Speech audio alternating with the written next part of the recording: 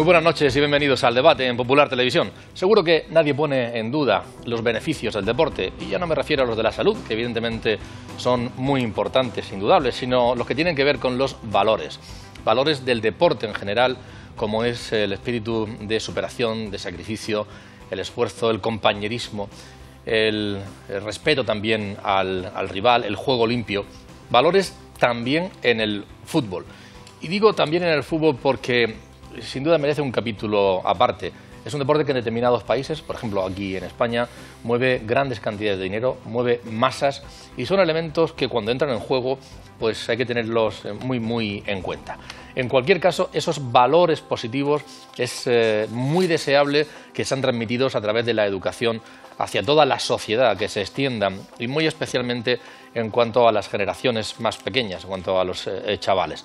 Vamos a hablar de ello esta noche, pero más que de los valores que va a estar, yo creo, esta noche siempre en el ambiente, de ciertas amenazas que sabemos que están ahí y que queremos identificarlas y luchar contra ellas, para erradicarlas, porque está en manos de todos, no solamente de una autoridad, que puede ser judicial o policial, o también autoridades del ámbito del propio fútbol, sino de los padres, por ejemplo, porque tienen mucho que ver en los comportamientos de los niños o de los aficionados cuando están en las gradas, porque hay amenazas como, por ejemplo, las que surgen con esos grupos radicales de aficionados, con consecuencias como las que vimos hace poquito en Bilbao. Hay amenazas como el mal uso de las redes sociales, tanto por parte de futbolistas, a veces como de los propios aficionados. Hay amenazas como el de los amaños de los partidos. Vamos a comprometernos esta noche, si cabe un poco más públicamente de cara a todos ustedes, para que entre todos sumemos en contra de esas amenazas. Y lo vamos a hacer esta noche. Va a ser un programa muy participativo, porque además de los invitados que tenemos en plató, contaremos con bastantes testimonios y además destacados testimonios a lo largo de la noche. Pero en primer lugar les presento a los invitados. En primer lugar les presento a Salvador Rincón.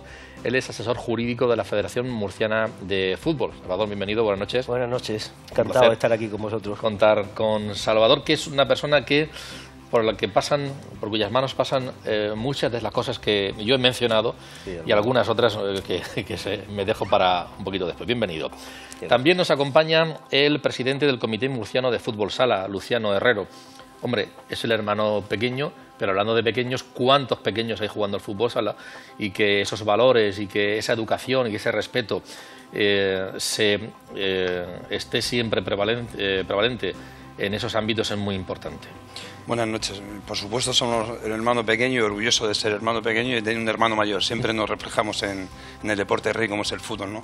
Es obvio que lo primero que hay que marcar siempre a los niños y niñas en este deporte y en todos en general son los valores. Y a partir de ahí pues ya empezamos a jugar. Muchas gracias por venir, Luciano. También nos acompaña Bartolomé Molino, es el vicepresidente de la Federación Murciana de Fútbol y además es el máximo responsable del Comité Antiviolencia de aquí de la Federación. Bienvenido, buenas noches. Hola, buenas noches, ¿qué tal? ¿Tiene mucho trabajo semanalmente? Bueno, cada vez menos, gracias a Dios. Bueno, fenomenal. Y nos acompaña también el decano de la Facultad de Deporte de la Universidad Católica, Antonio Sánchez Pato, que además entre las publicaciones que tiene, algunas de ellas muy recientes, tienen que ver con el deporte y la violencia. Nos ayudará también a lo largo del programa. Antonio, bienvenido, buenas noches. Bien, buenas noches. Yo hacía una separación, decía, el deporte en general, pero cuando hablamos de fútbol también y especialmente las masas. Ser un deporte de masas ya parece que todo lo dispara, ¿no? Sin duda, desde luego el foco de atención siempre está en las actividades más mediáticas. El fútbol es la actividad deportiva más mediática y por eso hace que todas las personas miren hacia él y no siempre las mejores personas. Y por eso a veces se ven atraídas pues algunos que consideramos indeseables o personas no gratas que se acercan al deporte pues con intereses espurios. Luciano, los valores no se ponen en duda, pero están ahí las amenazas. Sí, están ahí. Es obvio que cuando vas a un deporte rey, en este caso el fútbol sala, si te hablamos de fútbol sala, los deportes de sala son menos violentos porque hay menos masas también, ¿no? Están más controlados, son más enfocados a la persona, realmente ves más cercano el insulto, entonces la gente a veces se puede cortar un poquito más, ¿no? Pero sí, como ha dicho bien Bartoló, cada día hay menos. y bueno, muchas veces se traspolan los problemas sociales de casa o en el colegio a la hora del deporte, ¿no? El deporte sí intenta de poner un punto y seguido a unos valores de respeto, educación, esfuerzo, sacrificio, para que luego sigan en casa haciendo eso o en el colegio o en su vida social, ¿no? Todo es un cúmulo de circunstancias que tienen que ir unidos. Si esto no va unido, siempre va a haber problemas en la sociedad. ¿Qué opináis? Vamos, evidentemente lo que acaba de decir Luciano es así, ¿no? El deporte, no, es verdad, el deporte tiene mucha importancia y sobre todo en esto que estamos hablando de valores, tiene mucha importancia el deporte profesional, el deporte de élite, por el reflejo que tiene para la promoción del deporte base y los niños se fijen. Es decir, los niños quieren ser Messi, los niños quieren ser Ronaldo, los niños quieren ser Rafael Nadal, ¿no? Entonces es muy importante, sobre todo también, aparte de la educación que evidentemente pueden recibir en casa, ya lo hablará Bartolomé de las medidas y que se han ido tomando y campañas que se han ido haciendo la propia Federación de Fútbol, pero es muy importante también lo que ven. ¿Qué es lo que ven en la televisión, ¿no? Esto es fundamental, creo yo, hoy día para que tanto niños como padres después tengan una conducta que sea la adecuada y no la que cada vez menos, como dice Bartolo, pero de vez en cuando y aisladamente se produce. Los niños son esponjas. Absorben todo lo que ven en la pantalla, el deporte de rey es el fútbol, cualquier gesto que se haga lo van a hacer y copian todo. Son copia y pega, ¿no? Como se suele decir. Me gustaría dar un inciso y no se me olvidara, las redes sociales son muy importantes. Vamos a hablar de ello con detenimiento, pero antes me gustaría entrar en esos movimientos de masas. Yo decía que el fútbol, parece que todo es un altavoz enorme, de todo, de lo bueno y de lo malo, porque es un deporte de masas. Y cuando vemos esos grupos de aficionados radicales, yo no sé qué pasa por la cabeza, por ejemplo, de Bartolomé cuando vio lo que ocurrió en Bilbao. Pues una situación lamentable. La verdad es que siento mucha pena de ver en lo que se convierte el deporte y el fútbol. Que haya grupos de ultras que son, más que ultras, son gamberros, que son gente que aprovecha el deporte del fútbol, un escudo, una camiseta, para intentar reivindicar algo que no sé si en su vida normal lo puede hacer. Es decir, escudarse en eso para transmitir conductas violentas, xenófobas, racistas, machistas, etcétera, para generar violencia. Pues la verdad es que sentimos una pena tremenda y una insatisfacción total porque creemos que algo estamos haciendo mal. En un contexto de lo que es el fútbol, en realidad a mí me gustaría hacer una pequeña distinción entre lo que es el fútbol profesional y el fútbol amateur. Ten en cuenta que el fútbol profesional es el 1% de las fichas que existen en este país, el fútbol profesional. El fútbol amateur es el 99%. Sobre 1 millón de fichas, el 99% corresponden al fútbol amateur. Y el fútbol amateur no es otra cosa que una escuela de valores. ¿Por qué? Porque el niño acude a nuestras escuelas de fútbol con la mayor predisposición para hacer algo que le gusta, le motiva y le satisface. Y por lo tanto, nosotros siempre decimos en la escuela de entrenadores, tenemos que convertirnos no en entrenadores, sino en formadores. Es importante la formación, sobre todo en lo que más nos preocupa, el fútbol profesional, pero sobre todo en el fútbol amateur. Y lógicamente hay que tomar medidas para intentar erradicar esta lacra que es penosa, que la estemos sufriendo todos. Antonio, cuando vemos determinados movimientos terribles en algunos países, ¿no? Además me miran a la retina algún país muy concreto donde las aficiones son un fanatismo exacerbado, parece que es en otros lugares. Pero de pronto, pues bueno, hay que tener mucho cuidado porque en muchos campos profesionales de aquí de nuestro país pues no llegan a tanto, pero está latente hasta que de pronto salta algún caso de estos. Ese movimiento de masa, ¿qué hay detrás, bajo tu punto de vista? Está claro que siempre nos preocupa cuando vemos en la televisión situaciones pues violentas o de hambre, calamidades, etcétera. Siempre decimos aquello no va a ocurrir aquí, ¿no? Bueno, evidentemente para que cosas que ocurren en otros sitios se den donde nosotros vivimos tienen que darse las mismas condiciones. Habitualmente es así, ¿no? En el caso de la violencia en el deporte, como de la violencia en general, no se puede separar la violencia en el deporte de la violencia en general, ¿no? Howard Carter ya nos advertía que hay culturas de la violencia y tenemos muy claro que aquellas sociedades donde hay mucha desigualdad social va a ocurrir que va a ser una sociedad más violenta. Por eso miramos al fútbol en Brasil, en Argentina y todos conocemos esos sucesos más habituales, porque hay más violencia en la sociedad, hay más desigualdad social. Precisamente el deporte surge en Inglaterra en el siglo XIX cuando hay un periodo, digamos, de civilización y eso hace que los pasatiempos preindustriales, un prefútbol, digamos, que era muy violento, se reglamenta y pasa a ser una actividad que educa, etcétera, etcétera.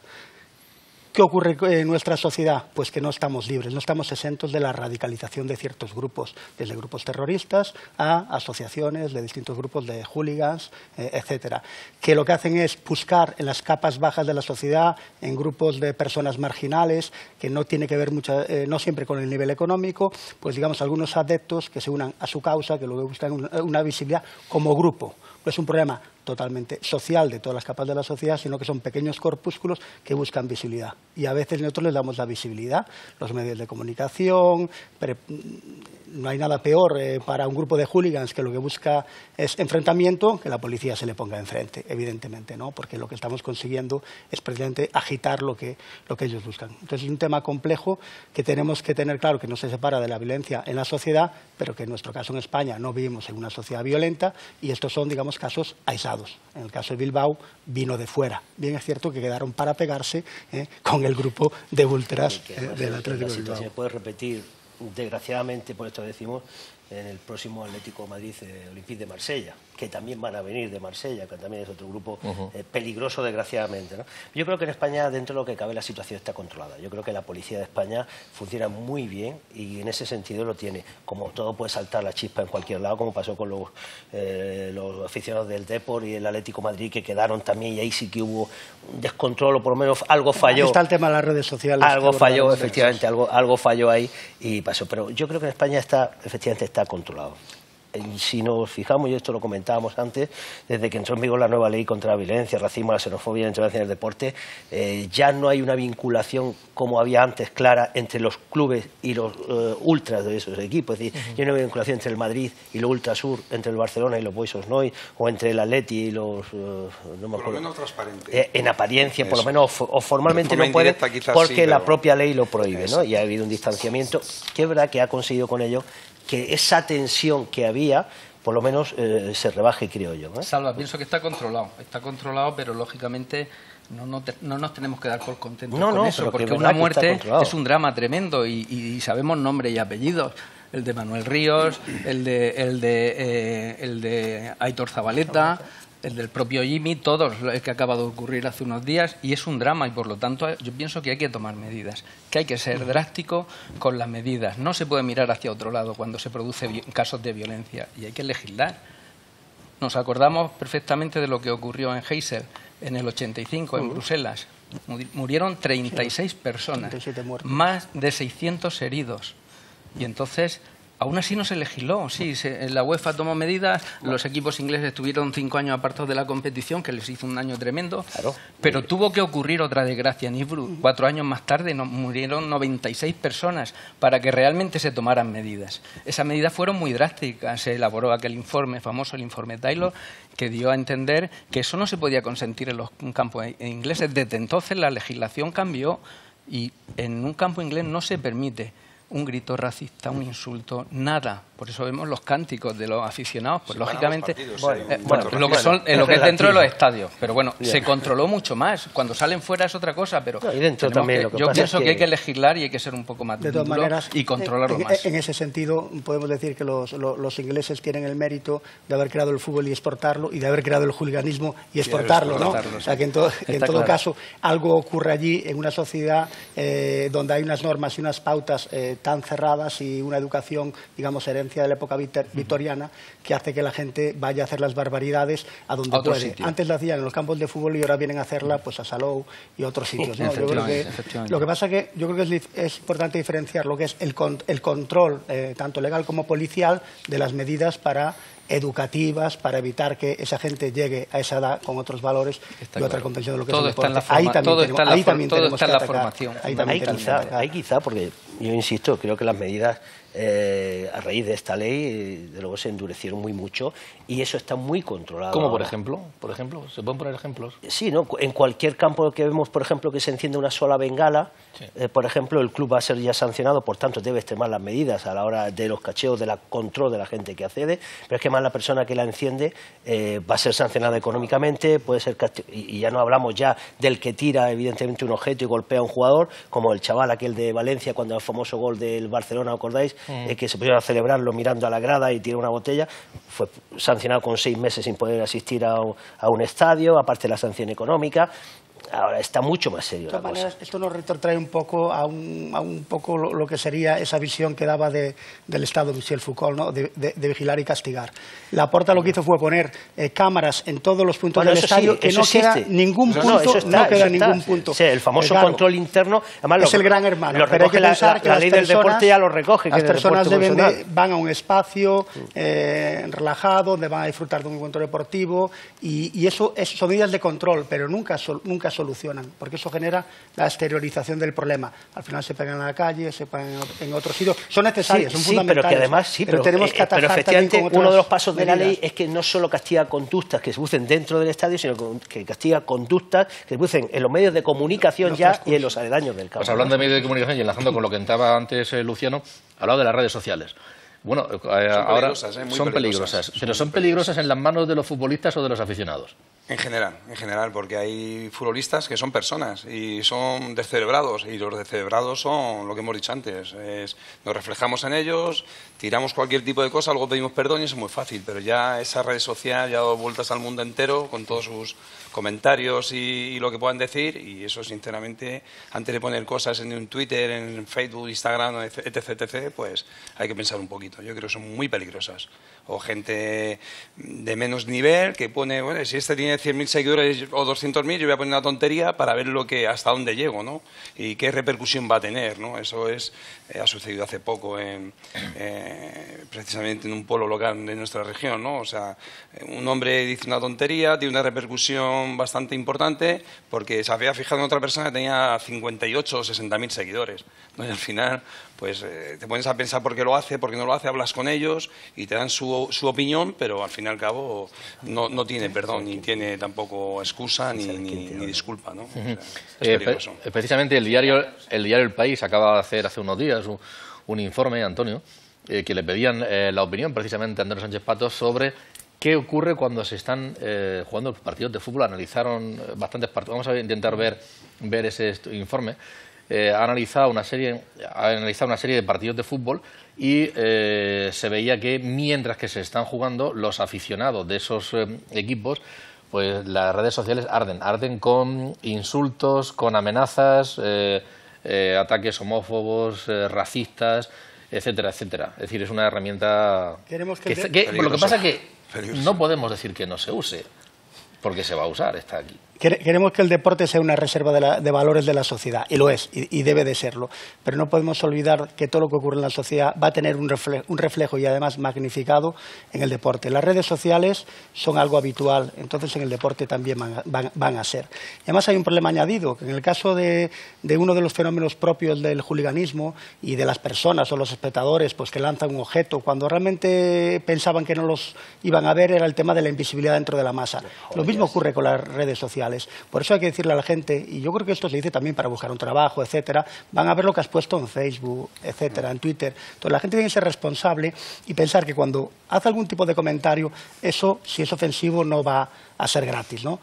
Estos fenómenos están ocurriendo. La Fratia, la hermandad esta que fue a Bilbao, que tiene ya desde el año 96 un recorrido importante, Gladiator Fear 96, y que además está muy actualizado porque los hooligans británicos se llaman como firma ya, o sea, ellos están copiando realmente ese modelo, pero están actualizados en las redes sociales. Ellos se graban peleándose, preparándose para ver quién es la persona más idónea para enviar allí a generar tumultos, y al final resulta que eso lo suben a YouTube. Eso nos suena a lo que hacen, por ejemplo, vamos a ver ese cuadro, el ISIS en efecto, y que es otros del grupos informe que se ha hecho, terroristas. y de los usuarios, un tercio de los usuarios ha emitido un insulto en la red, 58% de comentarios negativos y 26% de comentarios violentos, y dentro de esos violentos pues hay de toda la gama y de todo tipo. Efectivamente, eso creo que se hizo, bueno, llevan haciendo el estudio durante 2 años en distintos medios, se hizo controlando los partidos de primera división y segunda división de la Liga 2016, 2017, 2017, 2018,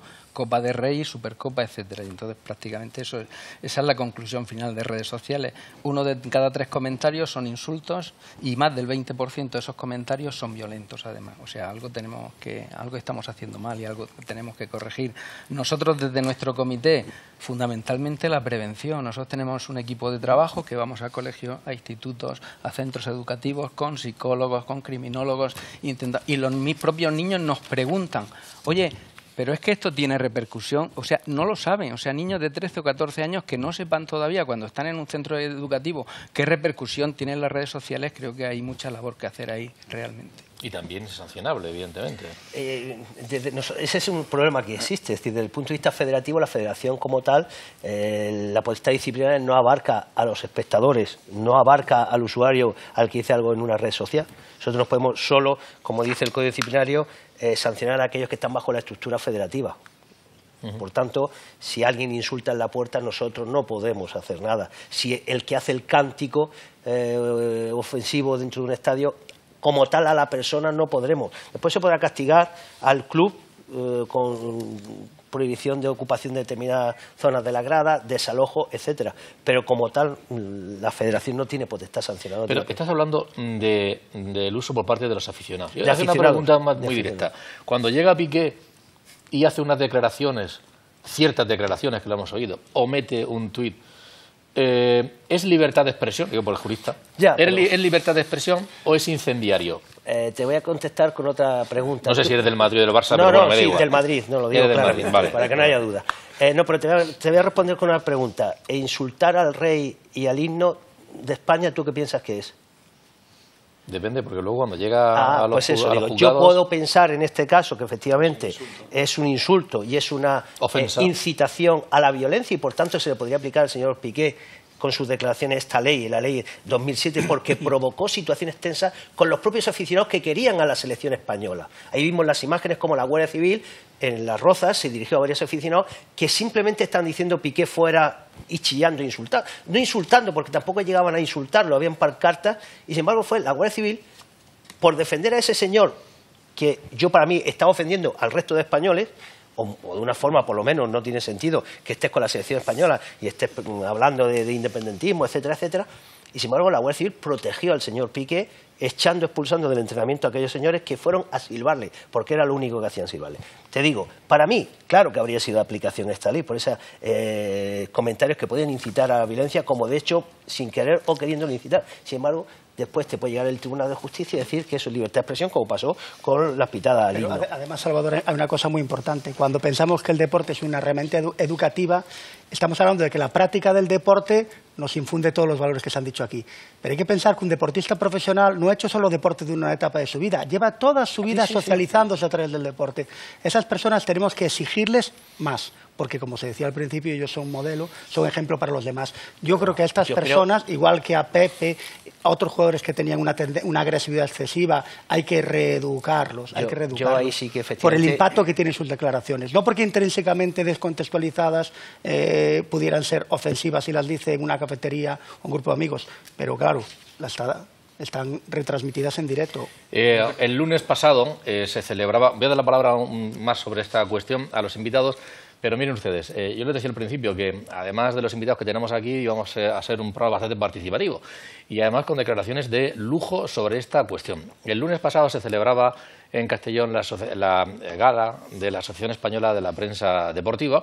Allí había bastantes deportistas de élite de la Universidad Católica premiados, una delegación de esta universidad con su presidente a la cabeza. Yo también tuve la oportunidad de estar allí con ellos y además, al margen de la cuestión, muchos medios de comunicación que le preguntaban a esos deportistas y directivos sobre la gala en sí, hicimos un apartado con algunos de ellos para pedirles su opinión sobre este programa y una colaboración que es una opinión exclusiva para este programa de esta noche del debate de Popular Televisión.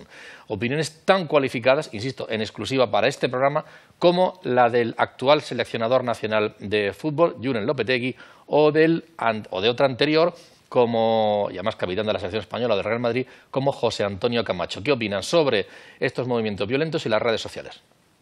Yo creo que a todos los niveles el fútbol va mejorando y lo que ocurre es que en la mejora tiene que ser total, a nivel de violencia, cualquier tipo de violencia, por mínima que sea, o por un caso aislado que ocurra, es demasiado. Entonces esperemos que se erradique de manera definitiva. El fútbol siempre va con la sociedad, yo creo que no es cuestión de ahora más que antes, es la sociedad que está un poco agresiva en sí. Las redes sociales forman parte de nuestra sociedad y hay que lógicamente aceptar que es una cosa, hay que hacer un buen uso de ellas, evidentemente.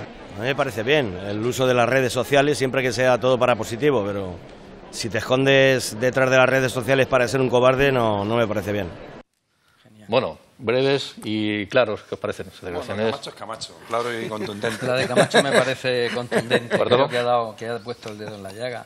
Evidentemente, lo del tema de las redes sociales no podemos. Las redes sociales son buenas en sí, pero bien utilizadas, evidentemente. Lo único que tenemos que poner el foco en intentar que la gente entienda cómo se hace ese buen uso de las redes sociales. Las redes sociales como un Fórmula 1, si lo sabes llevar vas bien, si no te tienes que estrellar, pero muchísimo además. Y estoy de acuerdo antes que has dicho Bartolo, nosotros en la federación tenemos muchos cursos de formación, o sea, ya no es el entrenador típico, voy a ser el entrenador, el papá, el tío, el sponsor, que antiguamente solía ser. Y ahora tenemos formadores, son entrenadores que van formados desde monitores hasta nivel 1, nivel 2, nivel 3, que pasan unos cursos de formación y esos valores se los transmitimos ya del curso de entrenadores, en la escuela de entrenadores. Y yo creo que ya desde abajo de las bases ya se va formando a los profesores. Nuestro comité, o sea, la gente que está en nuestro comité son profesores de esa escuela, entre los que hay psicólogos, criminólogos, gente con mucha capacidad y muy preparada, porque creemos que tenemos que incidir en la educación. Tener en cuenta que el fútbol, como ha dicho Antonio, es el deporte de masas. Una gran mayoría de niños quieren fútbol porque por las circunstancias, digamos que porque es lo que ven en televisión, hay que analizar otras circunstancias que no es exactamente por eso, pero bueno, quieren fútbol. Nosotros tenemos que aprovecharnos de la predisposición que el niño trae precisamente para ser un complemento a la educación que recibe en el colegio, en los centros educativos fundamentalmente. Esa es nuestra principal labor, no hacer futbolistas. Sabemos que es muy difícil llegar a ser futbolista y que somos los papás en la mayoría de ocasiones los que nos empeñamos en que nuestro hijo lo sea.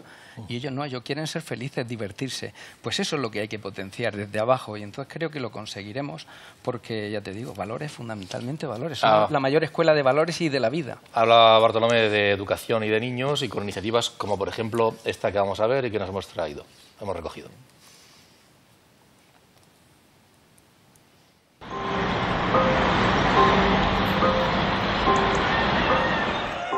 Solo hay una cosa mejor que ir con mi padre a jugar al fútbol. Y es que esta vez se porte bien durante el partido. Otro fin de semana que llevaba Antoñico al fútbol. Se conté el último partido, estaban pegando una panza de patada al crío, estaban poniendo maduro. Y me calenté con el árbitro, ¿sabes cómo me pongo? Pues justo cambiaron al crío, se va a sentar en el banquillo, se acerca así, se da la vuelta, que me quedé loco y me dice, papá, que en casa mandáis vosotros, pero que es que manda el árbitro. Papá, que no se nos olvide hoy esto.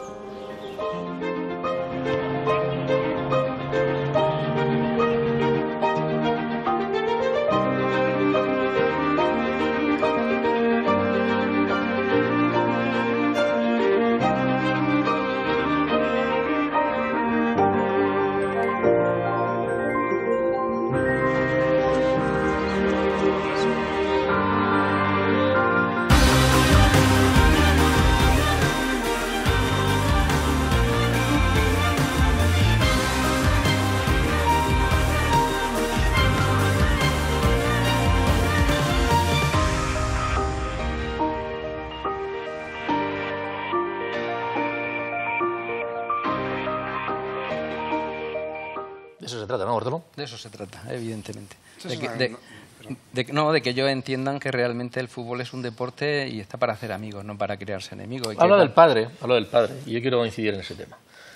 Es otro de los problemas, a veces, ¿no? Sí, el padre en la grada. El 99,9% del padre en la grada es el problema, ¿no? Pues los chicos, los niños, cuando van a un partido de entrenamiento, lo que quieren es divertirse, lo ha dicho antes Bartolo. Yo vengo a divertirme. Si yo no me divierto hoy día, los niños ya no quieren ir. Si yo voy a un entrenamiento y veo que me aíslan, que me lo pasa mal, que me hace bullying, que no estoy feliz, no voy más. Es el primer niño que te dice al papá, papá, no quiero ir más. Si quieres tú jugar, juega tú si quieres. Hoy día, afortunadamente, los niños tienen una conciencia y una inteligencia cada día mejor que en nuestras etapas y van mejorando afortunadamente, ¿no? Yo creo que es así. Y los padres es el mayor problema porque quieren ser que todos sus hijos sean deportistas y de élite y eso es imposible. Antonio, ahí se transmite una serie de deseos, de frustraciones. Hay que hacer una reflexión importante sobre algo que ya se lleva viendo desde hace muchos años, pero ese padre entrenador, ese padre profesor, ese padre que al fin y al cabo proyecta sus frustraciones en sus hijos, ¿no? Quiere que su hijo sea aquello que él no fue.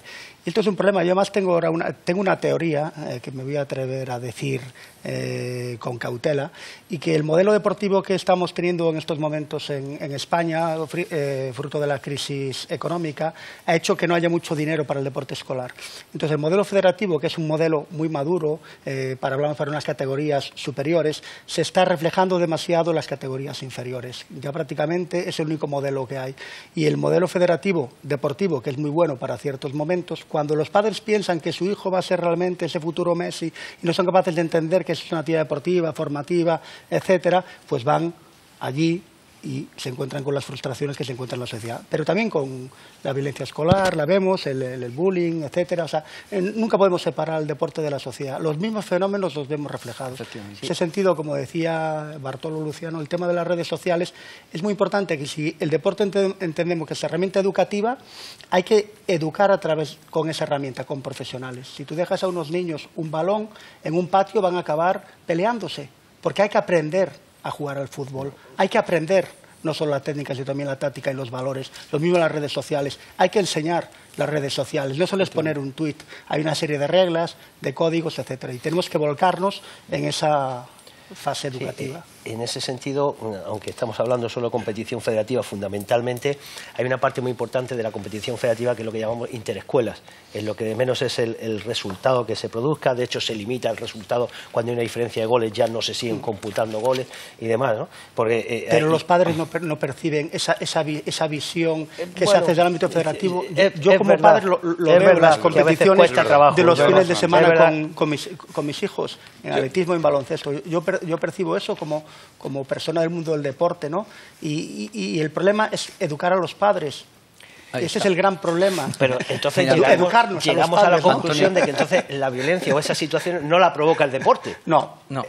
Llega al deporte. O sea, no la provoca. Digo por el fútbol, en este caso por defender el fútbol. Que es el deporte rey, pero es el deporte demonizado a veces, ¿no? Por aquello que... Prácticamente casi todas las campañas que hemos realizado van enfocadas a los padres, porque creemos que ahí es donde está el problema.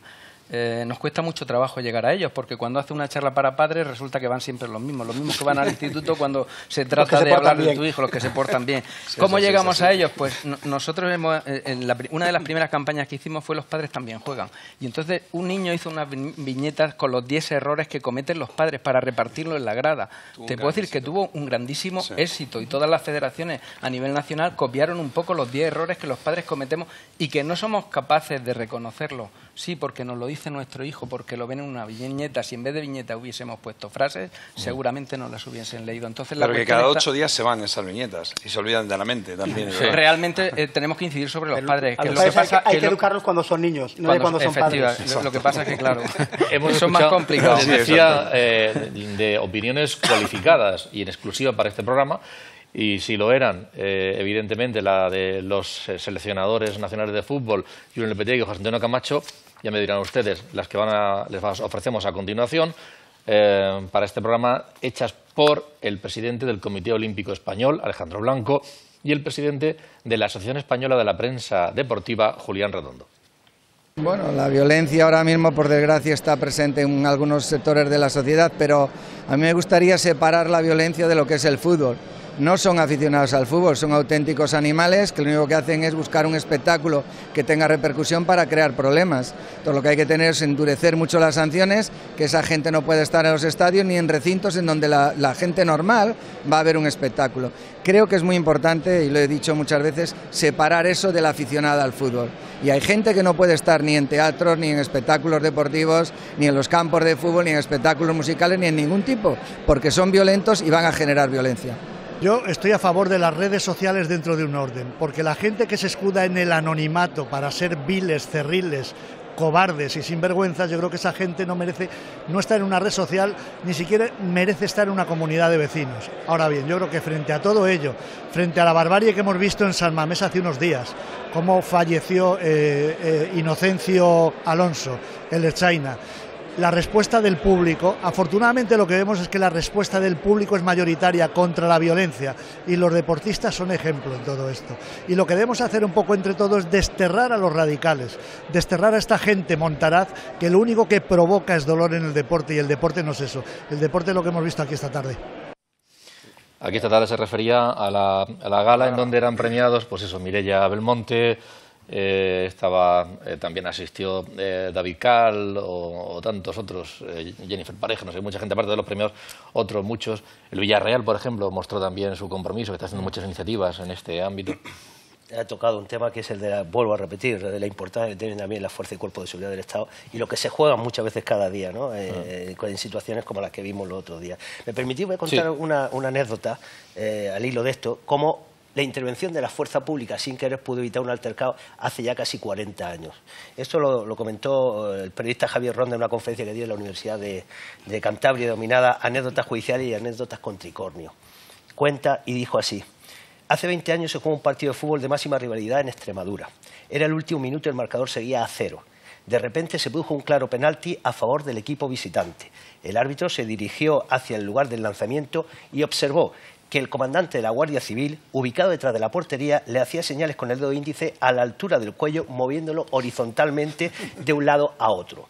El acta del colegiado fue el siguiente: cuando me dirigí al lugar del lanzamiento del penalti, tras consultar con la mirada de fuerza pública, anulé la jugada, me di la vuelta y señalé un claro fuera de juego en contra del equipo visitante. No entiendo por qué. Evitó un altercado posiblemente el comandante de la Guardia Civil si el árbitro pita ese penalti en el último minuto a favor del equipo visitante. Quizá evitó un altercado, ¿no? Con su intervención el comandante de Puerta. A mí me gustaría destacar solamente, todos los comentarios estaban, como ha dicho Antonio antes, ha dicho Bartolo también, lo ha dicho Salva. La palabra sociedad, en todos los comentarios sale sociedad. Ha dicho Argentina, Brasil, países sudamericanos, países un poquito subdesarrollados que en la sociedad tienen problemas, son donde radican prácticamente los problemas en todos los deportes en general, ¿no? Es clave y ese punto de inflexión lo que es la sociedad, donde tenemos que empezar a educar a todo el mundo. Yo creo que la sociedad, a partir de ahí ya puedes arrastrar muchas más cosas. Vamos a poner también algunos ejemplos positivos. Esta noche los ha puesto Bartolomé, hemos visto un vídeo sobre esa iniciativa que es preciosa, que la Federación Murciana de Fútbol a través de su comité está trasladando, o también este díptico que está repartiendo entre los padres, donde algunos se ven reflejados y otros no. Son iniciativas de la Federación Murciana de Fútbol. También en fútbol sala hay algunos premios o reconocimientos o trofeos recientes donde tiene que ver mucho todo esto que estamos hablando, ¿no? Bueno, pues llevamos muchos años trabajando en la Federación, hacemos muchos vídeos de promoción, de formación a padres, respeto a Gana. O sea, el respeto a Gana ha sido un vídeo que ha salido fútbol y fútbol sala, exacto, todos, es ambos. Todos, y ha salido en medios de comunicación en televisión a nivel nacional, ¿no? Nosotros hemos jugado con la Federación de Fútbol, bajo la Federación de Fútbol Sala Sub-17 y Sub-21, hemos jugado 2 finales en 15 días de Campeonato de España en femenino.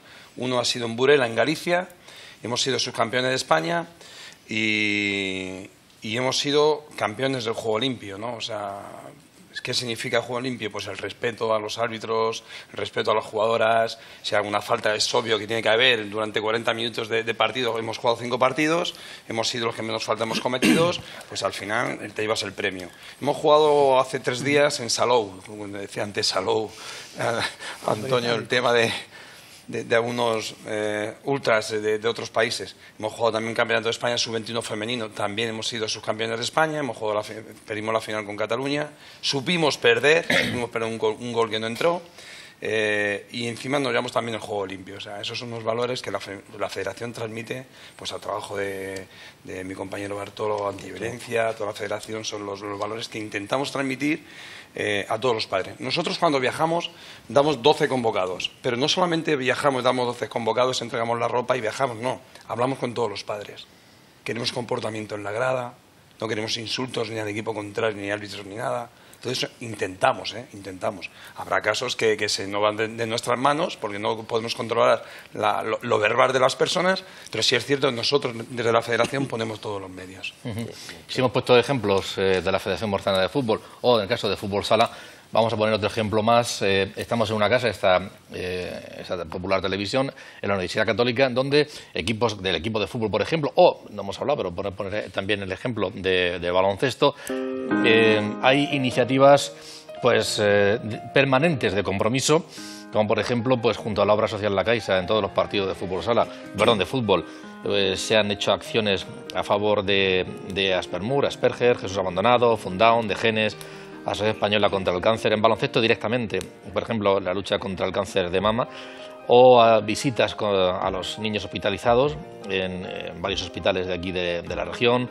Hay también, y se ha dicho, charlas a los jugadores de las bases para el buen uso responsable de las redes sociales, se está haciendo habitualmente. También la Facultad de Psicología se está implicando en transmitir hábitos positivos, o bueno, no es ya los equipos, pero sí uno de nuestros jugadores, Adiel Rojas, ha formado un equipo, un grupo que es chavales en riesgo de exclusión social, se llama Los Guerreros de Rojas, y que está haciendo una labor excelente. Ahí están también en cuanto a la integración, que es otro aspecto que no hemos tocado, pero es muy importante, con discapacitados, y ese equipo de silla de ruedas que se ha integrado también. Son acciones permanentes que además de hacerse en sí mismo, como tiene ese altavoz, esa proyección enorme a través de los medios de comunicación, pues se trasladan a la opinión pública, y el objetivo, desde luego, es que pueda llegar a toda la sociedad y que sean hábitos positivos, en donde el compromiso debe ser absolutamente de todos, ¿no, Antonio? Me gustaría poner un ejemplo en este sentido y contar una pequeña anécdota. Tuve la suerte en el año 2000 estar 3 meses viviendo en Brasil para estudiar la violencia en el deporte, y me integré en 2 grupos de trabajo, y uno de ellos tenía un proyecto que era universitario, era el proyecto Jenga, y que consistía en recoger a los niños que estaban, los niños en situación de rúa, o sea, que están en una situación de calle, digamos son 50%, identificar a sus familias pero que duermen en la calle, se los recogía, se los llevaba a los centros de acogida, y ahí íbamos a trabajar con ellos a través del deporte. Es curioso, ¿no? Los países donde más violencia vemos en el deporte es donde el deporte se utiliza como una herramienta educativa, ¿no? Hay muchas medidas, iniciativas de este tipo. Y recuerdo que yo participaba con ellos, con niños que eran delincuentes, que habían recibido cuchilladas, balazos, una pena. Pues cuando jugabas con ellos no hacían ninguna trampa, no permitían que existiese ninguna trampa, porque el deporte es algo integrador, es algo que hace que nosotros asumamos, porque vemos que es bueno para el resultado final y para la competencia, el asumir las normas. Por eso yo creo que hay que incidir en los jóvenes, porque ahí son los que van a ser espectadores, jugadores el día de mañana. Si somos capaces de utilizar el deporte como elemento educativo en esas etapas, que son las iniciativas que se hacen siempre desde las federaciones, yo creo que hay que seguir ahí, pues dentro de unos años tendremos esa sociedad que queremos, ¿no? Una sociedad madura. Recientemente, bueno, Bartolo puede hablar más sobre ello, que es el presidente y el que realmente la propuso. La última iniciativa de la Federación de Fútbol es la creación, y ahora lo contaré, de la tarjeta verde. Sí, la verde. Es cierto. La tarjeta amarilla, la tarjeta roja y la tarjeta verde. Y no es ecológica. No, que la verde tarjeta verde se da por un acto que es todo lo contrario a la violencia, por un acto que creamos que un niño, que un padre en la grada, que un aficionado, que un entrenador ha hecho de forma positiva y se ha hecho acreedor de ello, y además le vamos a dar un brazalete para que se sienta orgulloso de poder llevarla durante un tiempo. Y esas iniciativas hay que darle siempre mucha respuesta y mucha difusión, porque yo no sé si la gente sabe que, por ejemplo, Gary Lineker, yo no sé si fue un gran o un mal jugador de fútbol del Barcelona, pero jamás recibió una tarjeta amarilla en toda su carrera. Eso es importante, o sea, aunque sea sin querer, ¿no? Una tarjeta amarilla. Hay otro aspecto que está en la sociedad, y yo decía, el fútbol, todo se amplifica por el tema de que de masas y que se juega mucho dinero, ¿no? Y nunca mejor dicho lo de se juega. Han saltado noticias en los últimos días, por ejemplo, aquí en la región de Murcia, de que, bueno, a nivel nacional, pero también ha salpicado la región de Murcia, de que la policía ha detenido a 24 personas por una trama de amaño de partidos de fútbol implicados. Y hoy mismo, noticia de hoy, que el Depor pedirá 15 millones de euros por el presunto amaño del Levante a Zaragoza de 2011. Eso de dejarse ganar, dejarse perder los determinados jugadores, para que luego la apuesta en la que intervienen amigos míos están en China, y parece que nadie se entera, pero al final ganan mucho dinero. Después de todo este trabajo, noticias como esta, Bartolomé, hombre, no sé. Tenemos un grave problema encima, que son las apuestas deportivas, evidentemente. El mayor índice de aumento de la ludopatía se da en niños o en adolescentes o en mayores a partir de los 20 años, de los 20 a los 25 años. y vemos los anuncios maravillosos que hay en televisión, incitando al juego, incitando a hacer apuestas, no sé, me parece que con algún mensaje, juega, diviértete con respeto, no sé, alguna cosa de esa. Los grandes deportistas efectivamente, los grandes deportistas. Yo creo que tenemos que poner el dedo en la llaga y lógicamente tenemos que intentar corregir. En cuanto a, según la categoría, digo, el fútbol profesional debe de tener siempre su sanción, hay que perseguirlo, evidentemente, pero yo iría más un poco al fondo de la cuestión. ¿Por qué se producen estos casos en equipos que son semiprofesionales, en tercera división, en segunda B? Hay que ir al fondo.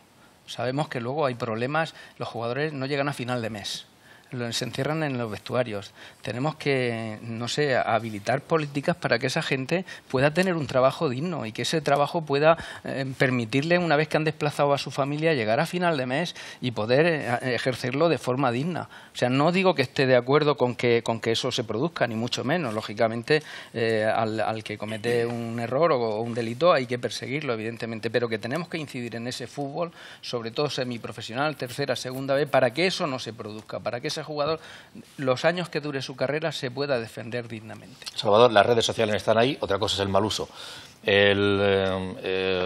Apostar por un partido está ahí, otra cosa es que un jugador diga: aquí voy yo a dejar que me marquen un gol, porque ¿qué pasa en la cabeza de un futbolista, aparte de las sanciones, de la cabeza de un futbolista para que diga, oye, yo me meto en esta dinámica que ahí yo puedo gallarme un dinero? En la cabeza no pasa nada, pero en el bolsillo pasan unos cuantos euros. Pero a lo mejor tiene que tener una situación límite para llegar a eso. Sí, pero para que te haga una idea, podemos pensar que un jugador de tercera división, pues a lo mejor no cobra más de 300, con un poco de suerte 400 euros al mes. Y en un solo partido puede ganar 2.000 o 3.000 euros. En un solo partido, digo por lo que se ha transmitido en los medios de comunicación. Esto, evidentemente, hoy día, hasta el año 2010... Yo discrepo un poquito también con hasta el año 2010 no pasaba nada. Ahora ya se quedaba en el ámbito puramente administrativo, pero desde el año 2010 que se produjo la reforma del Código Penal, efectivamente se creó el delito de corrupción entre particulares, entre los que se incluía el tema de las de los amaños de partido para alterar el resultado, porque esto es importante, porque se habla mucho de que si hay apuestas por cuántos córneres se van a tirar en un partido, pero realmente el Código Penal lo que habla es de alterar el resultado.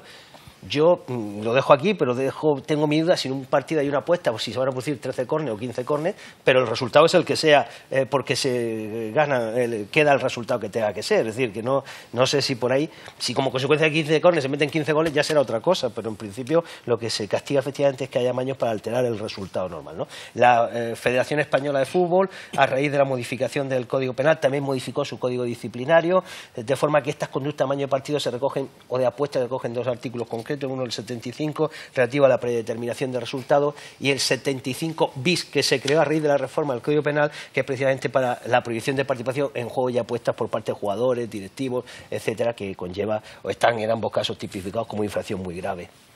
Decía que discrepaba un poquito con el tema de que por qué se llegan a esos casos, ¿no? Hay jugadores de tercera división que saben que no pueden vivir solamente de jugar. Habrá que buscar un trabajo, habrá que estudiar para conseguir ese trabajo. Habrá que preparar a la gente, ¿no? Decir, pues eso que hay que incidir en por eso. Es que mucha gente, todo el mundo no puede vivir este deporte, todo el mundo no puede jugar en segunda división, primera división. Pero es que en segunda división se considera categoría profesional. Y sí, por eso, pero segunda vez, vemos muchos casos de segunda vez. Pero la gente, yo que he jugado 17 años profesional en fútbol sala y gracias a Dios he sido bien mirado y bien pagado, pero mis últimos años me decían, tienes que entrenar mañana y tarde. Yo siempre hacía un contrato de por la tarde. Si quieres que entrene mañana y tarde, págame mañana y tarde. Si quieres que entrene por la tarde, tengo que cobrar como tarde, ¿no? Entonces yo estudiaba o trabajaba y luego jugaba o entrenaba por la tarde para jugar los fines de semana. Pero ya el último año me obligaban a entrenar mañana y tarde, pues págame mañana y tarde. O sea, es la exigencia, qué es lo que quieres, qué es lo que puedes también. Hay que llegar a un trabajo digno. Correcto. Yo creo que el fútbol profesional genera dinero suficiente como para que vaya destinado a esos equipos que en un momento dado pasan esas dificultades. Ahí estoy totalmente de acuerdo contigo. Y tienen que tener su seguridad social y tienen que tener su sueldo y tienen que tener todo el tema resuelto para que no pasen esas cosas, para que puedan llegar a final de mes. Y no pasen estas cosas como está pasando en las categorías de segunda. No digo que lo justifique, ¿no? Sino que hay que ir al fondo del producto, o sea, al fondo de la cuestión. Eso es injustificable. Claro, lo que pasa es que oficialmente fútbol profesional, primera, segunda división. Es verdad que la segunda división B tiene la consideración de no profesional, aunque se obliga federativamente a que tenga un número de licencias de profesionales, jugadores profesionales. Tercera, por supuesto, debe ser completamente amateur y, por tanto, con la norma en la mano, tú lo único que deberías cubrirle es los gastos que le suponga la práctica del deporte, en este caso el fútbol. Es decir, no, en teoría no debe haber un profesional de tercera división, y digo en teoría, digo por lo que estamos diciendo, que no llegamos a final de mes. Claro, sí, después viene la otra parte, ¿no? Las locuras de determinados clubes, el ansia de subir, el ansia de tal, que se comprometen a aquello que después no van a poder pagar. Y esto es, ¿no? Y ahora, todavía desde que tuvimos la crisis económica, desgraciadamente digo, se produjo, pero antes de la crisis, o sea, jugadores en tercera división, vascos, catalanes, andaluces, gallegos, jugando aquí con los sueldos de esos bestiales. La murciana llegó a ser la tercera división de toda España que más se pagaba, con unos presupuestos de por encima de 1 millón de euros. Eso está totalmente... en tercera división. Que eso no lo genera ni el Murcia en su Yo creo que cuando estaba hablando, Antonio, cuando hablaba... me venía en la cabeza en un momento determinado cuando decía Luciano de, oye, yo estoy haciendo deporte y estoy jugando, pero necesito trabajar, necesito estudiar, porque estamos hablando de fútbol, pero me venía en la cabeza una obsesión que tiene el presidente de esta casa, ¿no? Es la carrera dual. La carrera dual, ¿no? Sí, sí. Desde luego, nosotros aquí incidimos mucho en que... Y no hablo de fútbol, hablo de... En que cualquier de atletas, deportista... nadadores, es que al final, ¿verdad? Porque es muy exigente. Los jugadores, algunos jugadores del equipo de fútbol de la UCAM, pues están estudiando en nuestra universidad, ¿no? Nos preocupamos que ellos no piensen que ahora mismo esta vida puedan llegar a final de mes o no, que va a durar para siempre, sino que tienen que prepararse para el futuro, y eso es fundamental. Pero a mí hay una cosa que me parece muy interesante de lo que comentó Bartolo, ¿no? El tema de la mayoría de los partidos tiene cosas muy similares al dopaje. No voy a hablar de dopaje, pero tiene cosas similares. ¿Por qué? Porque hay algo de fondo que digamos que hay algo estructural, ¿no? Y el tema estructural es que si nosotros son ciclistas, lo hacemos competir 150, 200 días al año, eso es imposible, simplemente con bocadillos de jamón, ¿no? Entonces, estamos presionando mucho en el deporte, en distintas categorías, para buscar un modelo profesional que solo puede llevar aquel que lleve una vida profesional y realmente que pueda valerse. Porque el problema de todo esto es adulterar la competición. Cuando nosotros adulteramos algo, el dopaje adultera el resultado, la mayoría de partidos altera el resultado, estamos adulterando algo que tiene unos valores, que es la justicia, el que gana el mejor, etcétera, etcétera. Por eso yo creo que es importante atacar este tipo de conductas, pero conociendo la realidad, que hay que poner una estructura deportiva para que no se den estas circunstancias. Porque si vemos el caso del dopaje, realmente el dopaje no es importante en los deportistas de alto nivel, sino que al final el dopaje es un tema de salud pública, porque realmente el problema del dopaje está en los gimnasios. Y entonces las cuestiones ya quieren otra dimensión. Provocó la reforma del Código Penal también, y ya se introdujo el tema del dopaje, que era en los ámbitos puramente federativos. Hay que verlo en otra dimensión. Al final se hubo que introducir en el Código Penal también dentro de delitos contra la salud pública, y ya nos desviamos del tema. Hablaremos de dopaje en otro programa, porque da para programa, Y yo, cuando le preguntaba a Antonio, pues ejemplos hay muchos, ¿no? Y no solamente del fútbol, Mireia Belmonte, que está estudiando Publicidad y Relaciones Públicas, Yole González, que acaba de empezar el doctorado, se va a doctorar, por cierto, no sé si se puede contar, yo le voy a decir, va a hacer la tesis doctoral, Yole González, sobre las apuestas y los amaños de los partidos de fútbol. Esa va a ser su tesis doctoral. Le dio una charla a mis alumnos la semana pasada sobre ese tema. Y es increíble la cantidad de preguntas y lo informados que estaban los alumnos de Ciencias del Deporte sobre este tema. Y le hicieron un montón de preguntas. Él ya ha estado colaborando con la Liga de Fútbol Profesional. Ya ha estado en Bruselas, además, en una sección que tiene la Liga allí experta en ese tema. Porque realmente al final es lo de las redes sociales, es un tema global. La Liga tiene a 3 personas solo viendo resultados de fútbol, de baloncesto y balonmano, cómo van subiendo y bajando las apuestas en un momento determinado, en algoritmo que predice, que va viendo esos cambios y dice aquí está pasando algo, ¿no? En Indonesia, etcétera, etcétera. Una cosa muy rara. No, cada 15 minutos. Se ha puesto en un descanso entre la gente iba a tomarse una cerveza y una hamburguesa, de tercera división, ¿no? Eso, en China, y votan en China. En China. Yo pongo más ejemplos. Sí, eso es verdad, porque ese tipo de cosas pasa... tienen su origen en países en los que no existe el control que aquí. Eso en España es imposible que se produzca, las cosas como no. Es decir, con una gente que apuesta aquí en España, eso es imposible que se produzca. Este tipo de dificultades produce en otros países en los que no existe. Volvemos otra vez al tema de los móviles, en los descansos, los jugadores, las personas, y entonces otra vez móviles, otra vez redes sociales, otra vez apuestas, todos radican en... Hay una medida importante que ha dicho Bartolomé, y es lo de que la necesidad de que el fútbol profesional se implique también en las categorías inferiores, que no sea solo tal cantidad de dinero que se mueve para haya esos niveles, ¿no? Sino que también haya un apoyo, que haya también una formación a niveles o bien de trabajo. Lo que pasa es que cuando es tan exigente el deporte es muy complicado, hay que tiene que muchas veces adaptarse el deporte a no sé hasta qué punto a la posibilidad de estudiar o de trabajar, o al revés, ¿no? La posibilidad de tener un trabajo o un estudio que te facilite poder estar ahí compitiendo. Por eso esa carrera dual que decía Antonio Sánchez Pato, que Mireia Belmonte, por ejemplo, bueno, yo cada vez que hablo con ella es espectacular. Cuando viene a las 6, 7 de la mañana, sale de Barcelona un avión, se examina. Al terminar de examinarse, nada necesariamente, no sé cuántos kilómetros, come, se monta otra vez en el avión y vuelve. La verdad es que si quieres estar ahí y tener un futuro, tienes que sacrificarte y es fundamental. Joel González en taekwondo, Saúl Cravioto en piragüismo, hay muchos ejemplos que esta casa está trabajando seriamente para ello. Y si estamos hablando de apuestas y de amaños de partidos y de la Liga de Fútbol Profesional, para este programa, su presidente, Javier Tebas. Nosotros desde la Liga llevamos tiempo vigilando y colaborando con la policía en estas categorías para denunciar lo que está ocurriendo, ¿no? Son categorías que no hay vigilancia, que no hay métodos de control y por eso está muy extendido, ¿no? Aunque nosotros trabajamos para evitarlo. Ahora pues hemos colaborado ya varias veces con la policía y seguiremos colaborando porque en cualquier parte del fútbol que tenga un problema de este tipo hay que erradicarla como sea.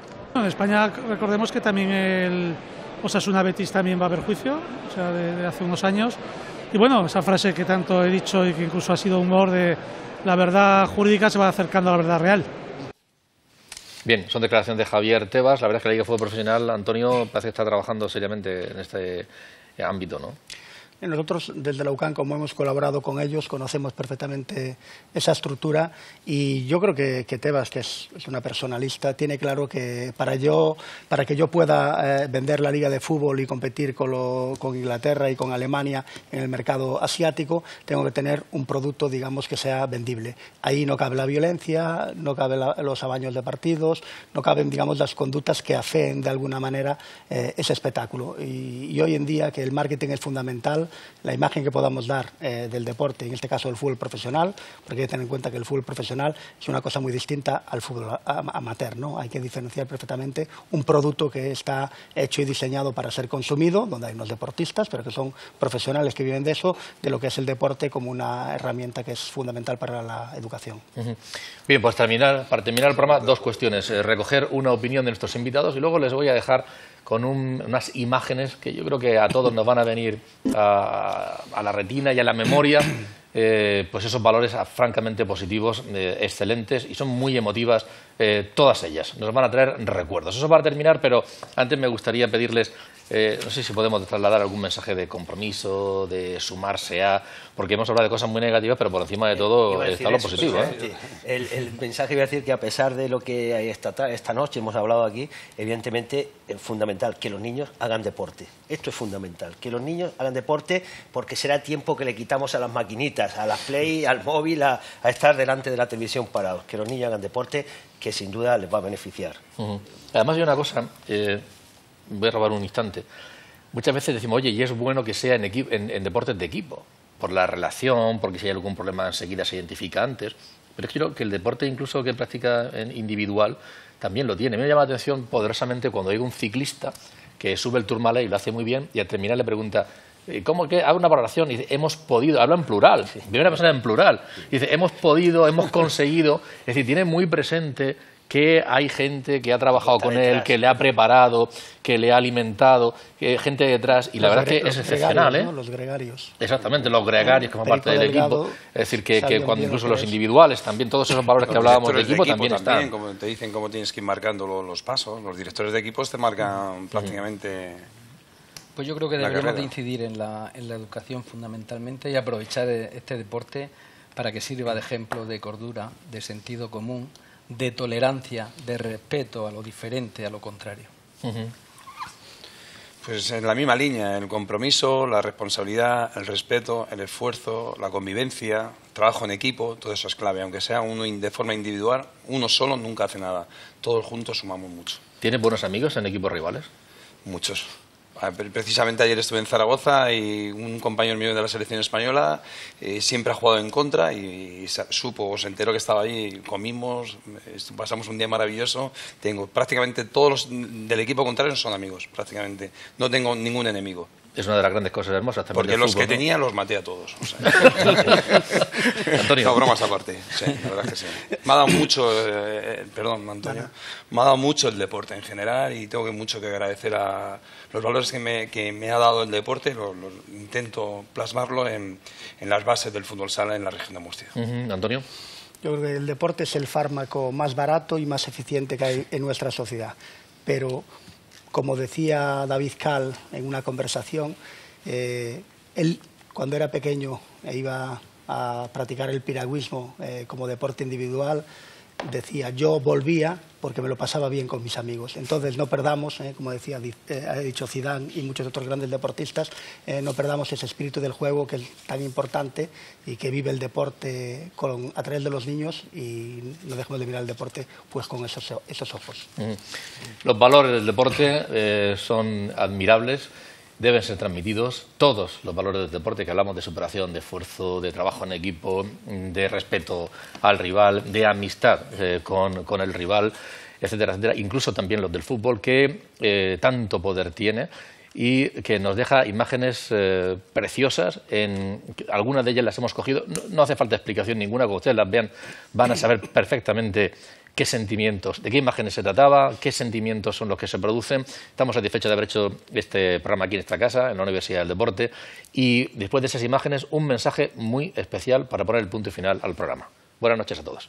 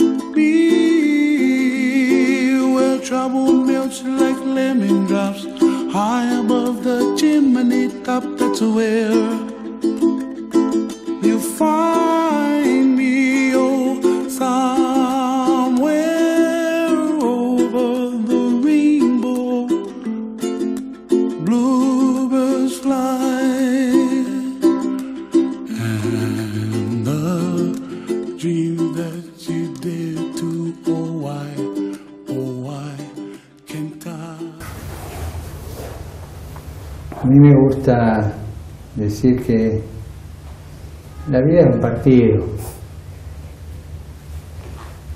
y las situaciones hay que atajarlas de donde las pateen.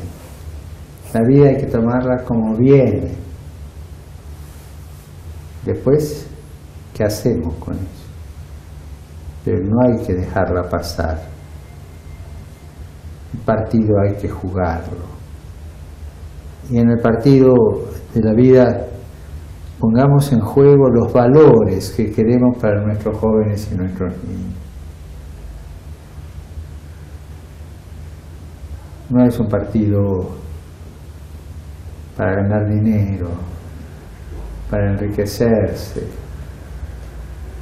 Al final terminás solo con tu dinero, con tu riqueza, con tu egoísmo, con tu soledad. Es Es un partido que se juega en conjunto, se juega en equipo. Y ese es el valor del deporte. Solo no se puede jugar. Y de ahí que el trabajo que nosotros hacemos con los chicos, queremos hacer con los chicos, es para que en cada gol crezca todo el equipo, no solo el que lo pateó, todo el equipo, y haya menos excluidos. Me acuerdo, tenía 9 años, la campaña del 46 de San Lorenzo, con un equipo raramente se repite en la historia. Cuando se veía que uno pasaba al otro, el otro, y no se comía la pelota, sino que la daba para lograr que el equipo hiciera el gol. ¿Quién es el goleador? El goleador material era uno, pero el verdadero goleador era el equipo, porque ese que pateó la última vez la pelota y que hizo el gol no podía haberlo logrado sin un equipo detrás. Valores de solidaridad, valores de trabajo en equipo, valores de trascendencia comunitaria